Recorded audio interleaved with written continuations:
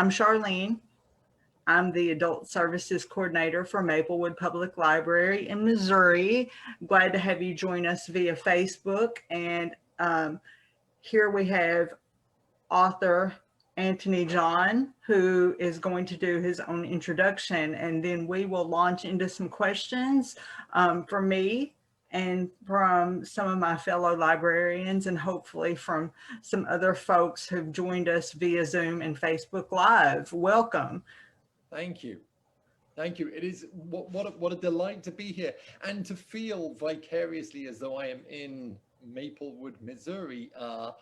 For those people tuning in, you know, I used to live in St. Louis. I lived in St. Louis from 2008 to 2020. And it's where my kids grew up. They were 3 and 1 when we moved. They were 14 and 12 when we left, and so you know it was the bulk of their growing up lives. It was the first time I think my wife and I felt like we were actually adults, which was its own special treat as well. And we just have the most wonderful memories of St. Louis and miss it dearly. So to know I'm speaking to you in Maplewood, Missouri, I know the library, I know Maplewood exceedingly well. It's lovely to be with you. I don't live in Maplewood anymore. I live in just outside of Philadelphia, Pennsylvania. And we moved here for my wife's job a year ago. So in case you're thinking, well, why aren't you here anymore? That's why I'm not there anymore. She works, she's actually Chief of Infectious Diseases at the Children's Hospital of Philadelphia. And so for those of you that are thinking, as Chief of Infectious Diseases, does she? The answer is yes. Yes, she does deal with a lot of COVID in children. And she's been sort of at the forefront of some sort of studies on COVID and so on. And she directs one of the largest infectious diseases divisions in the country for children. So you won't see her. Because I don't see her. We've not really seen her since March, and we expect that to continue for some time to come. So it's been quite a year in our house. My job, on the other hand, is really easy because, of course, I'm not related to COVID in any way. I just make stuff up whenever there are free moments. So I feel particularly this year spoiled in comparison to what my wife is having to do with the career path I've chosen, or I've been lucky enough to have as a writer. So yeah, a little background on myself. I did not set out to be a writer. For any, you know, teens, kids watching who are thinking, you know, I think I might want to be a writer, but I'm not sure. Listen, I definitely did not set out to be a writer when I was young. I set out to be a musician, and that's what I did for many years. I studied music at college. I got a PhD in music, and I spent some time teaching in academia. And I loved that world. But when my kids were born and I became a full-time stay-at-home dad, I wanted to try something new. And with the freedom to do absolutely anything, I thought, well, what would be wackier than trying to write a book? And in the process discovered how hard it is to write a book and what a terrible job I did of it. But the great thing is that I had some terrific friends who critiqued the book, who gave me lots of feedback. And despite my repeated attempts at revision, I realized sooner or later, this was not the book that was going to get published. So I tried writing another one, and I applied the lessons that I had learned, and that one did better. That one got me an agent, a publisher, and here I am sort of 10 books later, and I've never looked back. I still love music, in case anyone is sort of wondering about that, and my kids are actively engaged in music, but actually I just like writing books. I love the fact that it's a self-contained world for me. I love events like this, but then I can step away and just be in my own mind and my own time frame in terms of writing. I write young adult novels. I also write middle grade novels most recently. As a kind of a jokey aside, I remember speaking to a friend of mine, Catherine Gilbert Murdoch, who also lives here in the Philadelphia area. And she was saying about her transition from being a YA writer of books like Dairy Queen to being a middle grade author. She was a Newbery Honor winner last year for the Book of Boy. And her transition coincided with her kids becoming teens. So in other words, as her kids became young adults, she went in the other direction, started writing for middle grade.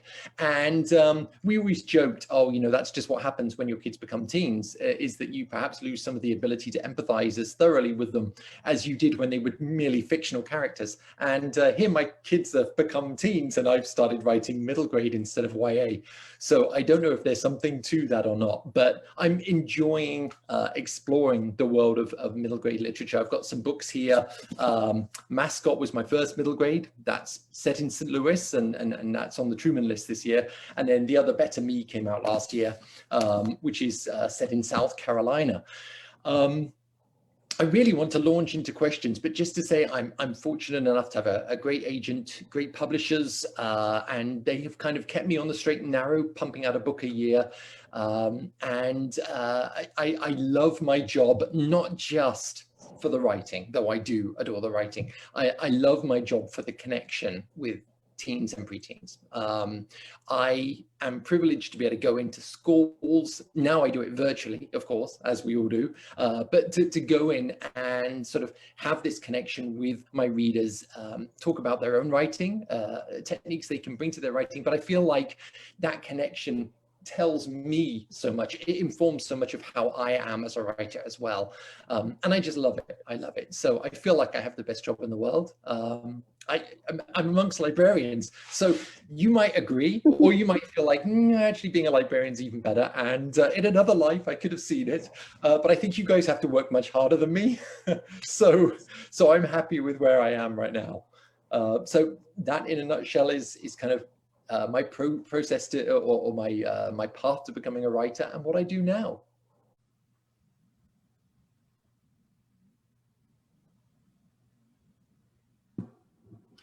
Okay, I'll start. This is Margot. Hi, Margot. Hi. So I was wondering, like, with the virtual visits and things with COVID-19, have you been booking those the same way, or has it been harder, do you think, to make contacts or connections, or? It has been harder, actually. I'm not surprised by this. You know, just to give a little sort of background of my situation right now, where I am sitting right now is actually my son's desk. We have a little room that is my kids' office, and the reason we have a home office for the kids right now, it doubles as lots of other things as well, you know, but it is fundamentally where they do online school.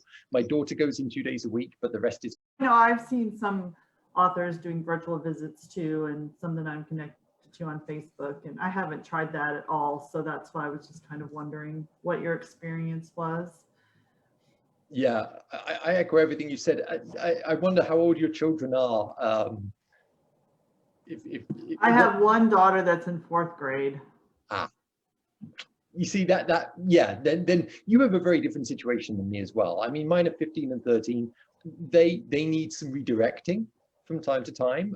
They need to be reminded that actually having the class on the screen rather than, you know, Discord servers or Minecraft or whatever else they think is equally valid is not actually okay. But a 4th grader would be a very different cup of tea. So I take my hat off to you too for keeping them on the straight and narrow. That's a lot more work. Thank you. Hello to any of our new viewers. I apologize for my earlier technical issues, which were totally my faults. As we all know, in the 2020 Zoom world, it happens sometimes, but I apologize. So on the screen, we have a few fellow authors, including author of the Truman Award nominated book, middle grade novel, Mascot. We did some lengthy introductions, and we'll skip past that into more questions. So Margot, a fellow writer, jumped in while I was rectifying my technical mishap and asked the first question, but I wanted to follow up with the next one. So You have written realistic fiction as well as some dystopian fiction, including a sci-fi fantasy trilogy. And your books also cover many different settings and subjects. What attracts you to all these different genres and topics as an author? But that's a great question, and I think that first of all, we have to acknowledge for a moment the extraordinary privilege it is to be a writer for middle grade and young adult audiences, because you are actually given leeway to explore many different sides of that universe when you write for those audiences than perhaps if you wrote for adults. If I wrote for adults, I don't think I would find an editor or even, dare say, an agent who would say, wait, you want to write sort of John Grisham-like thrillers one day, you want to write Stephen King sort of horror the next, you want to write some sort of romantic novels here. And you know what I mean? You would tend to be, I think, typecast just a little bit more, or they would want to see some continuity in what you do. Partly because there's marketing involved in all of this, right? As a writer for preteens and teens, you get to explore many different types of book. Maybe because the audience grows up and grows out of these books so quickly, and then a new audience comes in later, that you're given this freedom. And what a wonderful freedom it is to have. Because honestly, ideas, come from all over. And when I latch onto one, it's a little bit like a dog with a bone. I normally have 3 or 4 bones going on at any time that I'm nibbling at. But when I really get into one, it's nice to feel as though I can pitch it to my agent, and my agent can pitch it to my editor, and we can see if there's kind of a meeting of the minds on that. But honestly, as for why I keep going in all these different directions, it really is just about whatever strikes my fancy at any given time, and whatever story and characters I feel most compelled by. It boils down to characters. If I feel like I don't have a connection with the characters, the story's not going to work, no matter how interesting I find the story. And so sometimes I just get particularly hooked on characters, and I want to see where they lead me, and then I find myself just completely compelled. So that's kind of another, slightly long-winded answer to why I'm all over the place. But I think I'll continue to be all over the place as long as I have editors who allow me to do that, because it is a particular joy of this kind of writing. So your answer actually leads me into one of the other questions I had, as far as your audience growing up into growing up and you being able to sort of reinvent yourself with your audience. So you have 2 kids who you mentioned their ages earlier, but what are they again? 15 and 13, so 10th grade and 8th grade. So you have 2 kids who are getting close to the age of your typical reader, or are exactly the age of some of your typical readers. How's that changed your approach to writing for young people? So, yes and no. So the no of it is that I think fundamentally some of the sort of, if you boil being a teen down to its roots, a lot of the things that I went through emotionally, or was preoccupied by as a teen myself, it still exist in one form or another in today's teens, right? The superficial things, technology and so on. And I really do believe that somehow this is slightly superficial. It changes how people have relationships and friendships and so on, but they still desire friendships. And so I think that the same things underlie the teen experience, but certainly the details of that, the superficial stuff, as I put it, is changing really quickly. And watching my kids go through it, listening to them talk about their friends and so on, yes, that no question that impacts how I think about things. Even honestly, down to things like what I would consider right now a sort of a particularly current person in pop music. I mean, and even using the term pop music feels outdated now. But what I would consider very current in 2020, I'm always 6 to 12 months behind the time, no matter how much I try. And sometimes it's simply that when I talk to my daughter, I realize where she and her friends are listening to music, the forums that they are listening to are fundamentally different than the ones I am. So I'm getting everything on a kind of a delay. So just staying current with what's going on has definitely, my kids definitely helped me with that, for sure. But I do not write about them or their friends. I'm often asked that, as your kids get older, do you find yourself writing about them or the friends? That is, to me, strictly off limits. I don't think that would be appropriate. And I think even if I did, that they would choose nothing but the worst aspects of the characters I've written and say, why did you say this about me? So it's best to just steer clear of them and their lives entirely.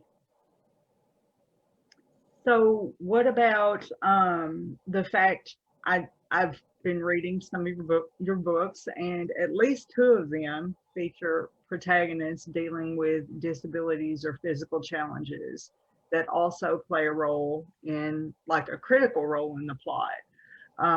What drew you to featuring these characters and storylines so prominently? So again, great question. Fundamentally, and those 2 books, by the way, are kind of bookend my career in a way. But 5 Flavors of Dumb was published in 2010, and that features a deaf teen who manages her school rock band, and her name is Piper. And she doesn't intend to be the manager of a rock band, but it just so happens that this is sort of something she falls into. And she's extremely bright, very savvy, and even sometimes fairly cutthroat, which is exactly what this band needs in terms of kicking them into shape and making it all work. And she sort of discovers her inner rock star in the process. That was one book. The other, of course, is Mascot. And that features Noah, who is in a wheelchair, his best friend D-Dub, who many people have observed seems to be on the autism spectrum. And but those 2 books were published 8 years apart. So I went through years and years and many books where there were no characters with disabilities, and then there were again. As for why, there was definitely not in either case an attempt to write a book about a character with disabilities so much as these characters came to me. And in the case of Piper and Noah, in the 2 books respectively, they came to me about as fully formed as characters ever have. And I literally just couldn't wait to tell their stories. And so then the challenge became, if I'm going to tell the stories of these kids, I need to educate myself. I don't have a deaf member of my extended family or someone who's in a wheelchair. So I needed to do an awful lot of research and, get feedback, which in the case of 5 Flavors of Dumb, for instance, I had many people in St. Louis, in the deaf community in St. Louis, who gave me feedback, who talked with me about their experiences growing up as teens and so on. And all of that informed the book. So again, I wouldn't say it's ever something that I set out to put into a book. It comes from the characters themselves. If I find the characters compelling, then I need to do my research to try and make them as complete, 3-dimensional, but also as respectful to those communities as I possibly can be. So I'm going to open the floor to some other folks' questions. Feel free to unmute yourself if you have a question.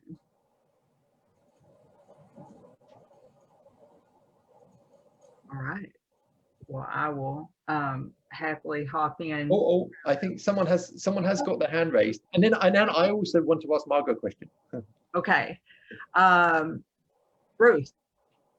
Yes, I'd like to hear about your writing process. Do you outline? How do you get? You said that you start from characters, as I do too, but how do you get a satisfying plot around that character? So. A great question. Ruth, I love to talk about process. So I'm probably going to throw this right back at you when we're done and find out what your process is. But because I genuinely, I really mean it. I find it incredibly interesting to hear how different people approach their writing. I mentioned that my background was in music, and my PhD was actually in composition. And one of the things that drew me into composition in the first place was looking at the original manuscripts of composers throughout history. And you look at these handwritten schooled manuscripts where they'd obviously had a quill and ink and so on, and it's, you know, blood and red wine spilled everywhere. And one of the things I started to notice was how the way they wrote was such a manifestation of their character. So you've got people like Mozart. He's putting in different colored inks, and he's putting in jokes, dirty jokes, actually on the handwritten score for the performer that he's writing for. But then you've got Beethoven, who is just scribbling out, no, it's not right, you know, and he's going through this agonizing sort of drawing blood from himself kind of approach. And then you've got Bach, who has these lovely swirls over all of his stems, as if it's just pouring out of him in a wave and he can't keep up. And I feel like when I listen to their music, that's kind of how I feel, is like it's spun out of Bach, and who knows how. Beethoven wrestled with his music and so on. And so I think process is something all of us, no matter what we do, have to find what works for us. And it becomes kind of a bit of a manifestation of our personalities. So to answer your question, I am a plotter. I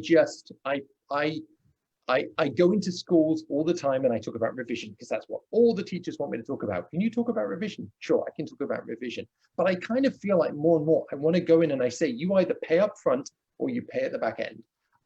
If you don't want to revise your book 8 to 10 times, and I've definitely got to the point where I am a little tired of rewriting my book 8 times, then you have to plan a little bit more at the front end. And so what I tend to do is the typical kind of getting to know my characters, character sheets and so on, but really truly trying to glean every little nugget of information I can.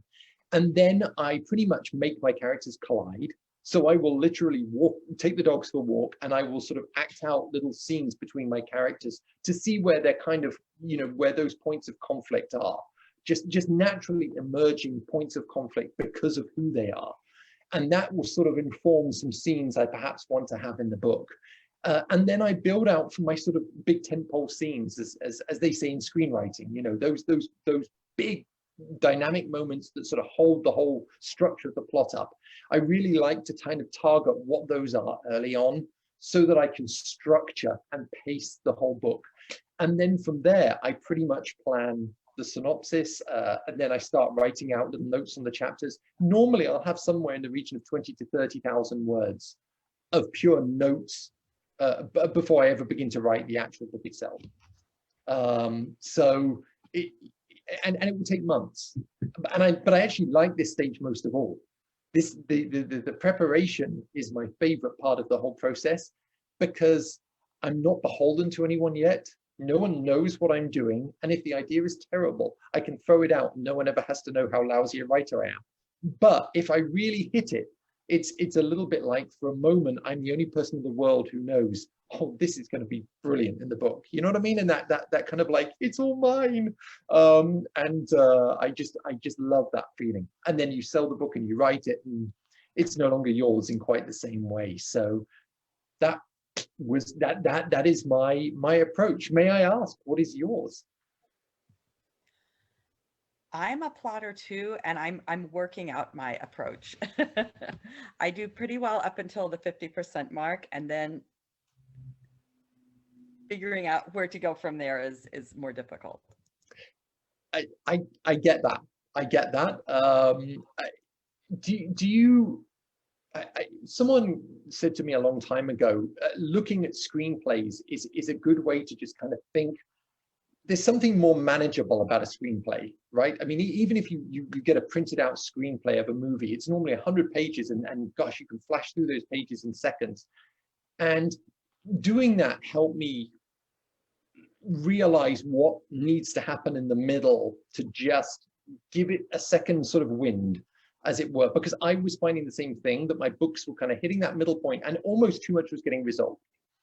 And when too much gets resolved, there's not the impetus to go forward. And so I found that helpful. I don't know if you will, but yeah. Thank you. What do you write, by the way? I didn't ask. I should have. I write middle grade, and lately I've been working on cozy mystery. Nice. Oh, two of my favorites. Oh, this is wonderful. Well, mysteries are, so then again, to throw it back at you. So you talk about starting with character, and yet with mysteries, the plot and the moment to moment nature of the plot is so fascinating. How do you balance those? I'm still learning. I took a great class a few months ago from Simon Wood. Simon Wood, do you know him? No. He's a thriller writer, and he's also a plotter, and he broke things down very pretty, intricately. Yeah. And he won't start writing until he gets his outline absolutely, so that it makes complete sense to him. Yeah. I like that. I like that approach, and I'm trying to tweak it for what I write. Since I Right. don't write. Yeah, absolutely. I have a friend who he's even more old school than me, and he literally storyboards. He has a wall of his writing office, and it's nothing but post-it notes of his current project. And he will scribble little notes, and each one is a sort of a scene or a chapter, and he's moving them around. And well, if I put that here, and he will not just religiously, he will not start writing until he's looking at that storyboard on the wall and going, that story works. The moment it works, he knows the writing is going to work, and he needs that security. I think he's probably been burned, as we all have, a few times by thinking it'll come to me in the writing process. And for people who are plotters, actually, I think that there isn't anything liberating about getting halfway through and realizing that it's not working. It's actually completely sort of stultifying. For those of us that are wired that way, we want to know it's going to work. Other people are free to just kind of go, hey, I've hit a problem point. I'm just going to bust right through it and see what happens. I've never been a bust right through it and see what happens kind of person. So I'm like him. I try to get that storyboard. Mine is not on a wall. I have a laptop computer. I'm just a step further more advanced than him, but nevertheless, I do the same thing now. I follow his advice. I make sure my storyboard, my online post-it notes work before I start the writing. Right. You had a question for Margot? Oh yes, my question for Margot. Yes, I was going to say, if it's not a personal question to ask, obviously with a 4-year-old to look after and so on, how are you finding Margot writing? And I mean, not just from a time perspective, but also a sort of just the mental space of being completely immersed in writing, which is hard when someone's at home. Yeah, I think I really try not to be too hard on myself if I don't make as much progress as I hoped to make, and like I did just start working on a nonfiction book instead of fiction, like a nonfiction book for teachers, because I used to be a teacher and it was just coming out easier, and it's something that I had always wanted to write. And so I just decided during this year that I was gonna work on that. And then I also worked on like a shorter story that sort of went with my middle grade novel. So it was still for the same age group, but shorter, so that I could actually finish it. Because sometimes it's just finishing something that feels good. Do you know what I mean? Like, and so I didn't know if I could finish a 30,000 word novel, which I know that sounds crazy, but at this point I just wasn't sure. So that's kind of how I approached it this year, because I wanted to keep writing. Like, you don't want to stop writing, and I want to write, and but I don't want to, but I find myself easily losing my focus. Yeah. So I'm with you 100%. Everything you said, completely agree. It's been my experience too. And yeah, so yeah. Even down to I'm trying not to beat myself up about it. Trying to accept that this is an unusual year. baby steps in terms of writing. But certainly for me, I've gone from a situation where pre-March 14th, the kids were in full-time school, and I would go to the local coffee shop every day, which is just a lovely, wonderful place to work. And I would write for about 3 hours, and then I would come home and I would take care of all the stuff around the house that needed to be taken care of, which I had to do. And then, March the 14th happened, and the kids have been here ever since, and it's definitely changed the dynamics of writing for me. So like you, Margot, I'm just taking it day by day, and this too shall pass as well, right?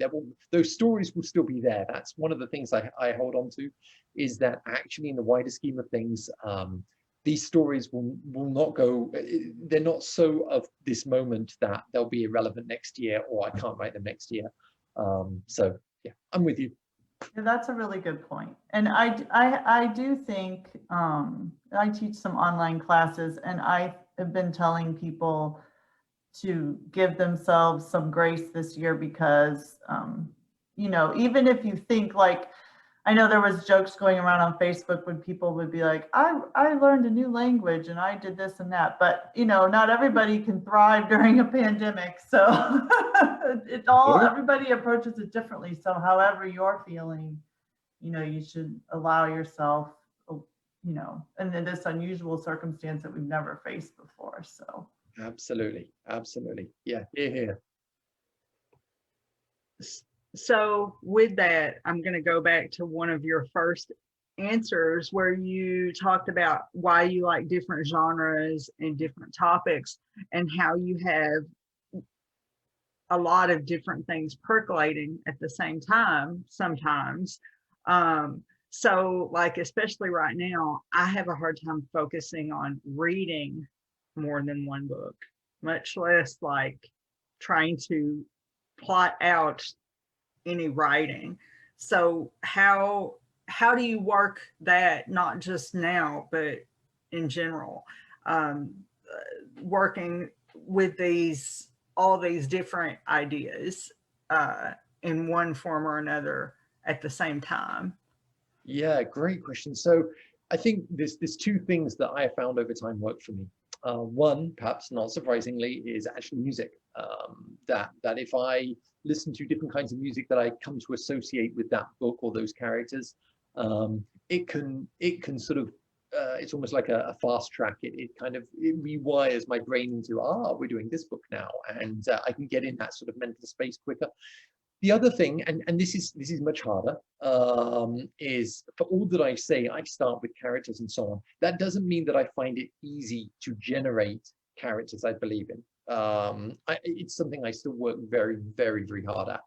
But when I get to the point that the characters feel real, then it's no harder to go from book to book than it is to go hang out with one friend, not in 2020, but other years, to go hang out with one friend, then go hang out with an entirely different friend and know their life stories differently, right? So I'm not going to, start mixing up one friend's family with another, or what is your daughter up to these days, or what is your job? I mean, I fundamentally know these people, and therefore I know their individual stories, and I can switch between their stories. That's kind of how I think of it. But that only comes when your characters are at that level of sort of reality, I guess.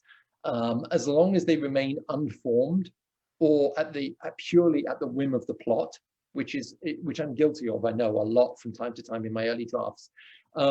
As long as they are in that sort of unformed place, then yeah, it becomes really hard to toggle from one book to another. When the characters become real, switching between books is not a problem. Mm-hmm. And what about your settings? Like, I think a lot of your books really celebrate setting, with one actually being, road trip based. So you're celebrating different parts of America for the most part. Why is setting so important in your novels? And you definitely see that in Mascot and the research that's gone into it. Yeah, absolutely, absolutely. So first of all, a kind of a little bit of a funny story. 5 Rivers of Dumb here. This was published in 2008. In October of 2008. It's set in Seattle. And in fact, I think one review somewhere said, I can't remember, it was, I think it was a Washington Post review, said it's something like, it's a love letter to rock music in Seattle or something like that. And in fact, the book is just one long love letter to Seattle. But it came out 3 months after we'd moved to St. Louis.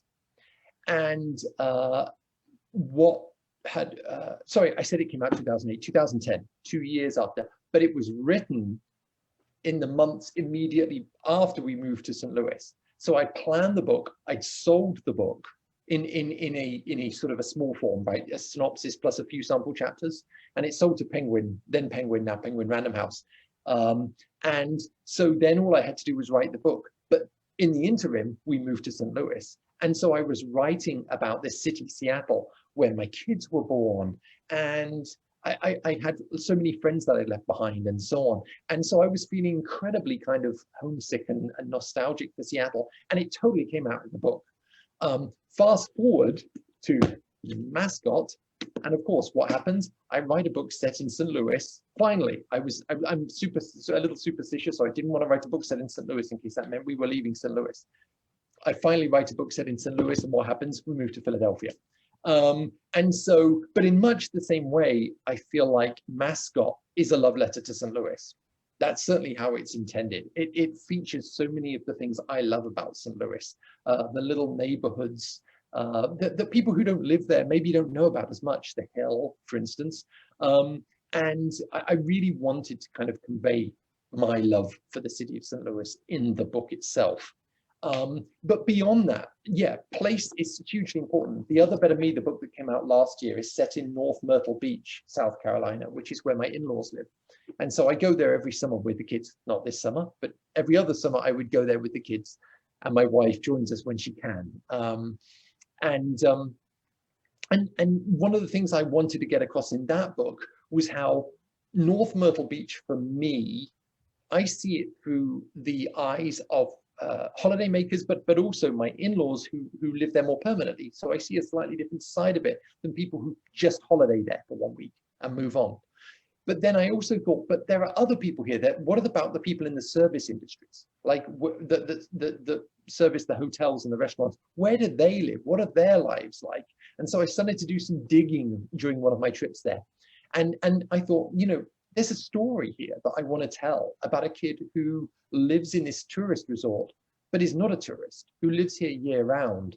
And what does it mean for her? And so the book kind of grew, in a sense, out of the city of North Myrtle Beach, South Carolina.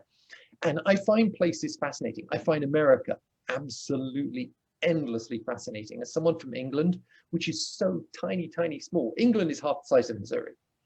You know, I mean, so to come to the United States and realize just how vast it is and so on, and how different the people are in different areas is endlessly fascinating to me. And I love that I get to explore all these different areas in my books, from the West Coast to the East Coast to the Midwest. It's sort of all in there. And yeah, it's brilliant. I feel almost a bit like an anthropologist, kind of going and investigating all these different towns in America and trying to get to the heart of what I think, you know, is making these places work and so on. So I have another question, Charlene. Okay. Oh, of course. I was wondering, because you've been working as a published author for a while, and have you seen a lot of changes in the industry, or how have you seen the changes? Do you think it's changed your job at all, or, you know, just sort of changes? yeah, I have seen changes for sure. Obviously 2020 is its own thing. I don't even think we'll be able to issue the post-mortem on how 2020 changed publishing for a year or two yet. But certainly in the short term, publishers are aware that sending authors on book tours is not going to happen. Sending authors to festivals isn't going to happen because there are no festivals. Sending authors to schools is not going to happen because the schools aren't open. So the traditional way of launching a book, promoting a book, that has all changed. And I think that's had a slight knock-on in terms of what is selling and how it's selling and what it's selling for. You know, those of you that heard me introduce myself at the beginning will have picked up on a kind of a slightly critical point that I'll just put right out there, which is, you know, my wife is chief of infectious diseases at the Children's Hospital of Philadelphia. Therefore, I am completely, I'm so incredibly lucky. I don't have to worry about, well, what if I can't get a book published this year? What will that mean for my family and so on? We're fine. We will be absolutely fine. And so I am free to just kind of like watch how the industry moves and respond. But that's exactly what I did when I changed to writing middle grade. I had 2 young adult novels that I had given my agent to read. And I thought they were dynamite. I thought one of them was by far the best thing I'd ever written. And that he was going to completely fall head over heels in love with it. I was so excited. And he took quite a while to read it, which was probably the first telltale sign that he wasn't falling in love with it the way I thought he would. But then I also sent him the opening chapter, 1 chapter of Mascot. And it was just a throwaway thing. I said, oh, and I've got this middle grade. I've only written a chapter. But he said, send it to me. Send it to me. I'll have a look. So I sent that as well. And he called literally within 24 hours. And he said, drop the young adult novels, write this. And I said, well, it's just 1 chapter and it's pretty unformed and, you know, I'd need some time. He said, that's fine.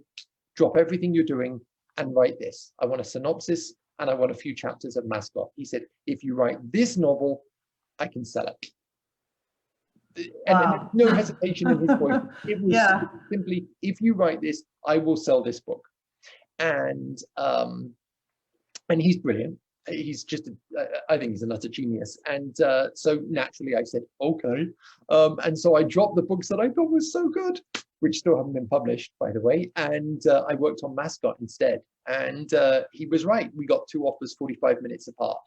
And wow, awesome. When that happens, you have to sort of, on the one hand, you have to sort of celebrate your incredible good fortune because it is a bit of a lottery getting a book published.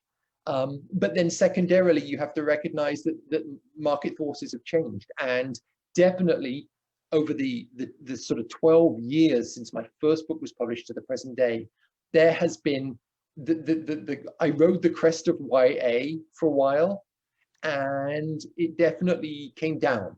There is not the overwhelming, insatiable desire for books in quite the same way there was for YA back in, say, 2008, 2010, even 2012. But there has been a growth in middle grade, in picture books, early chapter books, which is something to be celebrated as well. So I'm lucky. I have an agent to guide me, publishers willing to go where I go. And so, you know, those are the industry changes that I've noticed the most. And I think people who are able to do more than one kind of book stand a better chance of weathering the storm than those who can only write YA or only write middle grade, if that makes sense. Yeah. Yeah. So I'm lucky. I also love reading middle grade and young adult. So to me, it's a coin flip. If I was told tomorrow you're never going to publish another middle grade, those are done, right? YA, then I'd switch back. But I love writing middle grade for now, so it's a win-win. Awesome. Well, I just bought your book, Mascot, and I'm going to read it to my daughter. So there we go. Thank you so much. And I live in St. Louis, and I actually think I might have met you one time at Left Bank Books with Brian Ketcher. Yes. Yes. Brian and I used to be in the same critique group when we both lived in Columbia. So that's I awesome. went to see him there, and I think you were there too. So it's all coming back to me now. It is, yes, yes, indeed.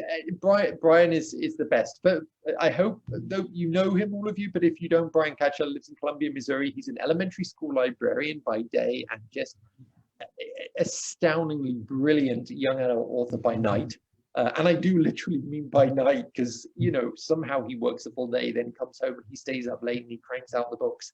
And we are each other's sort of first port of call when we write a new book. I read everything he writes, he reads everything I write.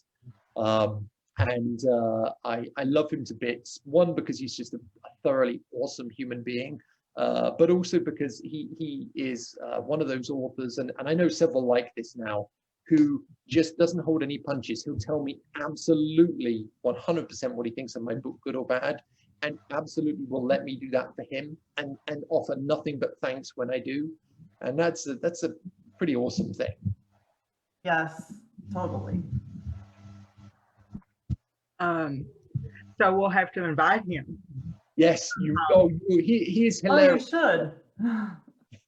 So I wanted to touch on research and just the level of research you do. And there's actually an entry on your blog that's part of your author website, because my writing background is as a journalist, and but I'm also a former middle and high school teacher, and I just am thoroughly impressed by the obvious depth of research that's evident in your fiction, which I think is not always the case in fiction, especially not always the case in fiction for young people.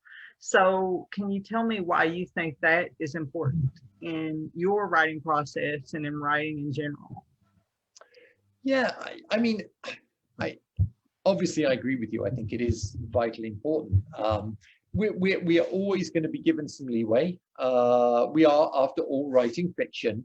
But I think fiction that has its basis in some form of fact rings true to an audience in a way that pure, I just, pulled this out of thin air and I'm just throwing it out there. I just don't, I think audiences kind of get a bit lost sometimes if they can't make the world work. I say that obviously, one of the books I wrote was Elemental, and so even in a book that is fantasy, I did a lot of research. I visited the Outer Banks of North Carolina. I literally walked through the marshes and got bitten by gazillions of mosquitoes. I tried kayaking. I swam.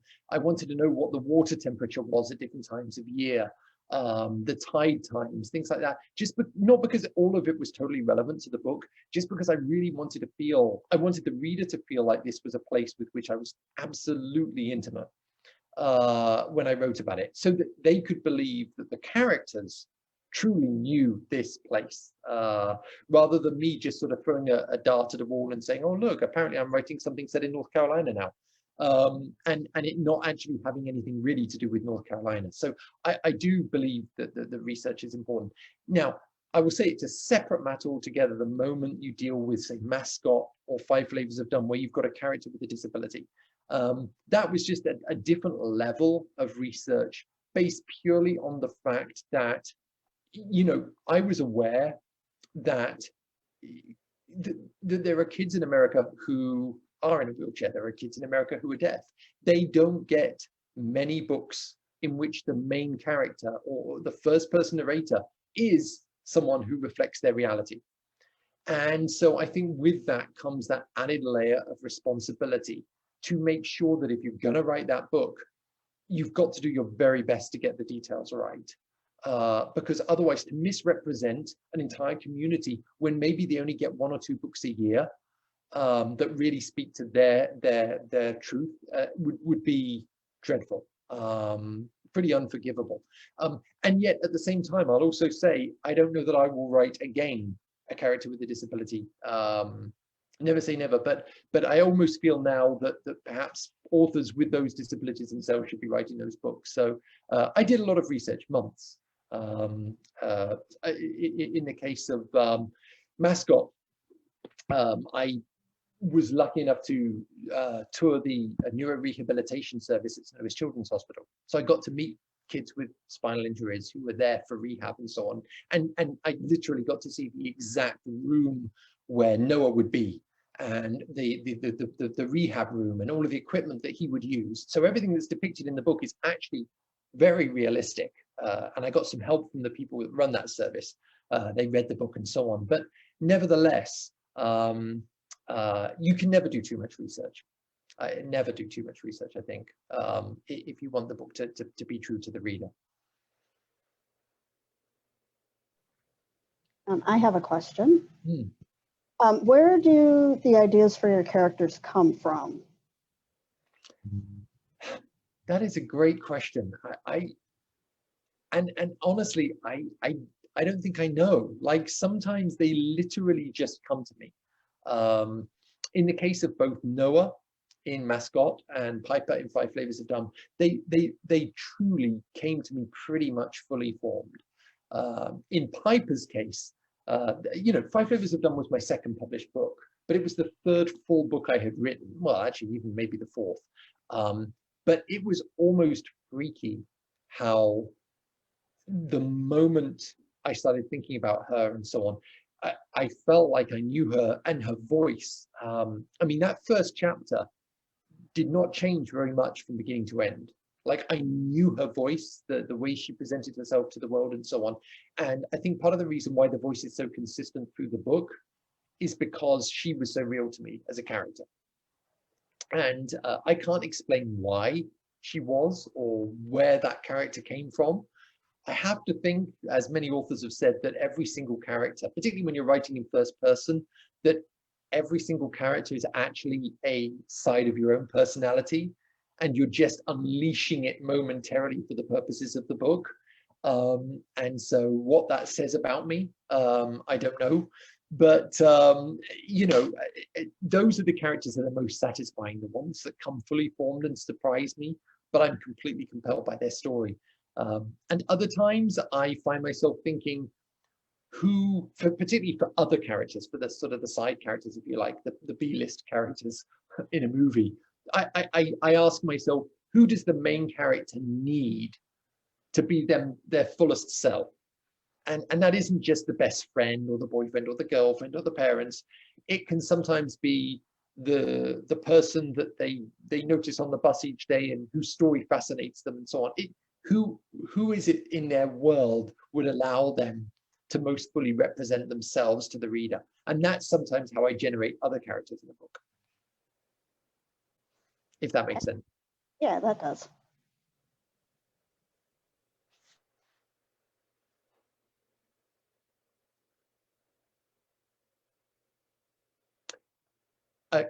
Rochelle, I can't hear you. Okay. Can you? There you are. All right. So I'm going to hop in here now and just say a couple things about myself. I have a disability. I'm not in a wheelchair, but it's a physical neuro disability. And I've been to probably the same rehab type facilities you have. And I was also a middle school teacher. So I think that I was particularly struck by the way you portray Noah in Mascot as a very multi-dimensional character, which I don't think always happens with characters with disabilities. And then also not even like a very likable or sympathetic character in probably most of the book. Mm-hmm. Like as a former middle school teacher, I just want to, I don't know, put him in detention. Yeah. And that's the friendliest way I can say it. Yeah. So how did you really, how did you reach that balance? Were you drawing on your experience as a parent? No, so I again, I really tried to get into Noah's head of what he's dealing with at the beginning of the book, where he came from, the spoiler alert, grief he's dealing with, the loss of a loved one, that is connected with him being in a wheelchair. And I felt that, listen, first of all, visiting the neuro rehabilitation service at St. Louis Children's Hospital is an incredibly humbling but also uplifting experience, because those kids want to get out and get on with their lives. There is a resiliency and a determination there that is just breathtaking. That's not to say they're all going to walk out, right? I mean, when you've got a kid in there who's in there because of a gunshot wound, because of a stray bullet to their spine, and they're never going to walk again, but they're going to leave hopefully in a better place than when they came in, and they're going to resume their life in this new form, but they still want to get out and get on with life. And so the one thing I knew was by the end of the book, I wanted Noah to have not fully come to terms with everything, but to have decided, and now I get on with the next stage of life that I'm ready for. I'm glad that you feel like you want to put him in detention. I had one reader say, he is mean to his mum. I'm like, yeah, he's really like, what do you want me to say? You think the average sort of 12-year-old boy is just going to be like, Mum, I know you're grieving too, so I'm going to cut you some slack. Like, no, actually, kids can sometimes be rotten at the most inopportune moments and in ways that are just breathtakingly selfish, and he is. But at the same time, I hope what we as readers realize is that there's mitigating circumstances. There is a reason that he harbors this anger that's not going away, at least early on, and that it doesn't necessarily mean he's always going to be that person. This is something he has to get through in the course of the book. And equally, to me, D-Dub is someone who comes with baggage too. And he also needs to end the book in a different place than where he began.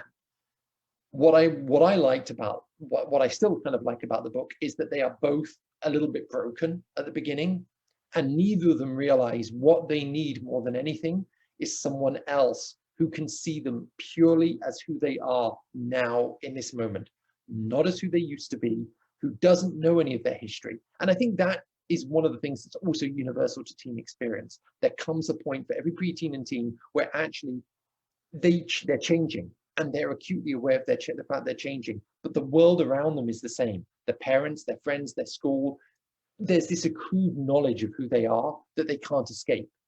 And Noah feels that. D-Dub felt that where he came from before. But now in this new environment, they offer each other the opportunity to just forget everything that came before and be who they are now. And there's something very kind of therapeutic about that relationship for both of them. I got off course there, but I do see Noah as very flawed, and that's deliberate. But I hope that by the end, we kind of feel better about him. Like, he's going to be okay, and he's worthy of our sort of support.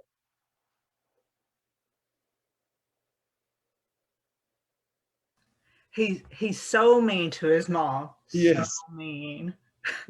It's hard for me to take, even as a reader. But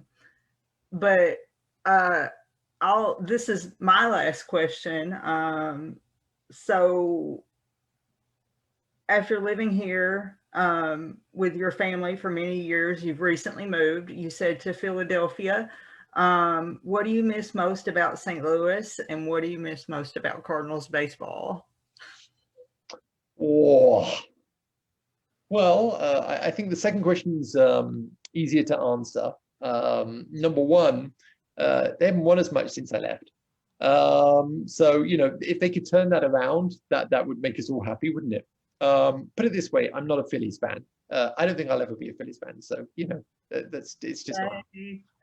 But in terms of what I miss, I had a great group of friends, and one of them worked for a company. Only one of them worked for a company, though, that would occasionally be gifted sort of tickets, not super fancy tickets, but free tickets to a baseball game. And so at least once a year, we would cycle downtown. We'd go out for a meal. We would go to a game on a summer's evening. We'd get a beer, a hot dog, whatever, and just sit there. And there's something incredibly soothing and sort of just calming, I think. It's not this hyped up game. It's not something where people get insane. People are polite there. I mean, one of the games I attended, St. Louis got decimated. I mean, the opposing pitcher almost threw a no-hitter. And at the end, I was assuming people would boo as he left. And instead, the St. Louis fans got up and gave him a standing ovation. I was like, he just killed our team. Like, what is up with you people? But, and I think that's something quintessentially St. Louis, is this sort of respect for, they played the game well, they played a great game, kudos to them. So I miss that. In terms of what I miss about St. Louis itself, there is so much. I miss the restaurants, I miss the food, I miss my friends most of all. I miss Forest Park. I would spend a lot of time in Forest Park. We lived in the Central West End. In fact, I from my room on the top floor where I'd write, I could see Left Bank Books.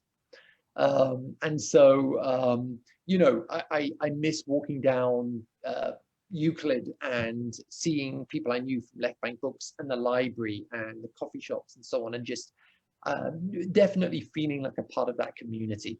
And so there's a tremendous amount I miss. There's definitely a part of us that will always love St. Louis, and you know, who knows, maybe we'll be back one day. Yes, the Schlafly branch in the Central West End. I know it well also. It is a great branch. I mean, and the librarians there were just, they're lovely everywhere, you know, obviously. But you know, I would be in there all the time. And I was in there as a full-time stay-at-home dad. You know, I started going in there when literally my kids were 3 and 1. They were just old enough. My daughter was just old enough that she could kind of walk independently as far as the library, go in, and we would sort of sit there and we'd read picture books together, and then whichever ones actually she could tolerate to the end of the ones I would then check out and bring home for the week and so on. And so I just, it's impossible not to have those kinds of memories that are really deep. That connection with the place that runs very deep in a way I'll never forget. So of course I miss that. All right. So would anybody else like to hop in and wrap it up?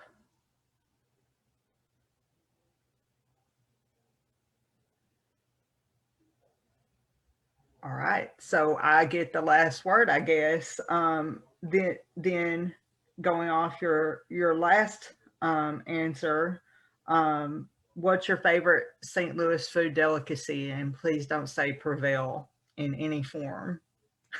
It's if there is the least favorite, it would be Prevail in liquid form. Also me. I'm sorry for IMOs fans, IMOs, I forget how it's said now. My gosh, but I've got to be honest, just no, sorry, couldn't do it. But what is my favorite St. Louis food? So my gosh, there were some crackers. The barbecue obviously is spectacular there now. It's just, there's so many amazing barbecue places. One of my favorite all-time sandwiches is at Dressel's Pub in the Central West End, called the Porchetta Louis, which was a positively life-changing sandwich. That, oh my word, I just could eat that all day. Porchetta Louis. In fact, I did eat that a lot of days, too many days, but it's okay. On the hill, we'd go to Antonino's, which actually features in Mascot. They eat there. I put Antonino's in the book kind of hoping that maybe if I stuck around St. Louis, that one day they would notice that they were featured in the book and they would ask me to come along and have a free meal, but it never happened. So, oh well, it's worth a try. And Jenny's ice cream in the Central West End. Oh my gosh, there's so many types of food. The food was really good there. So maybe we'll let you have the last word. What words of advice would you or could you offer to aspiring writers of any age? You know, all writers say the same things about, you know, reading.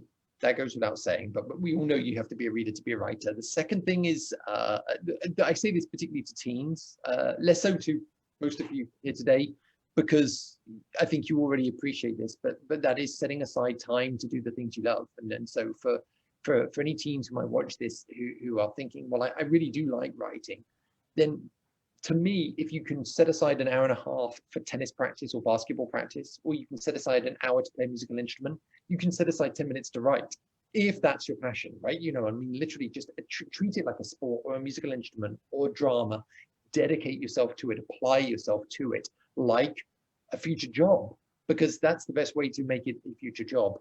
And then the final thing I'll say, and I think this year has rammed home to me how important this is, and I failed miserably at it, is find a way to disconnect. I think that for all that I find it hard to write when I'm stuck at home and everybody else is at home as well. And there's chaos at all times. And I find it's not until everybody's gone to bed in the evening that I can actually finally get into that mental space to write. But I'm also aware that it's not just time, it's also that I've become too aware of everything that's happening in the world and the need to read the news constantly and so on. And it's just all year long, it's felt overbearing. And someone said earlier they find it hard to focus. That's sort of how 2020 felt to me. Like I have undiagnosed ADHD and I just can't focus in the way that I normally do. And so I guess the lesson I've learned from 2020 is actually I need that as a writer. I need to be able to disengage and be in nothing but the moment of writing, to be in nothing but my characters' heads. And that feels indulgent, but actually that's a necessary part of writing, is to allow ourselves to indulge that. And that's how good writing, I think, can happen. So that's what I hope my lesson from 2020 will be, is to allow myself to indulge that and to realize that that's a necessary part of writing. Right. Well, thank you so much, everyone, for your time. Thank you. I will post this video in its entirety, including the introductions that those who tuned in on Facebook Live may have missed. And I hope you all share widely. So follow up with any questions via email, and I will pass them on to our guest, or if they're for me, I'll try to answer them. And thank you so much. Thank you all for having me. I have had a blast and I really appreciate it. Good luck to all of you on your writing, and here's to 2021. Yes, indeed. All right. Thank you so much. Thank you.